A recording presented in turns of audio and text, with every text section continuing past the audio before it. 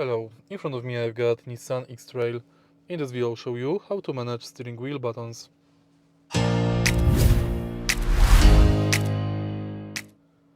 In the beginning, take a look at the left side of the steering wheel.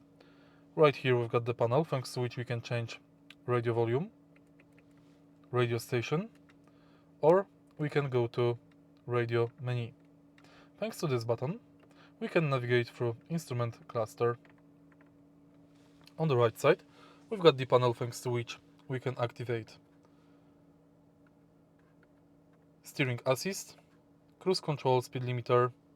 We can change distance from the following car, and we can manage cruise control. We can also answer calls and enter voice assistant. If you press right here, you will use horn. If you find this video helpful, please leave like, comment and subscribe.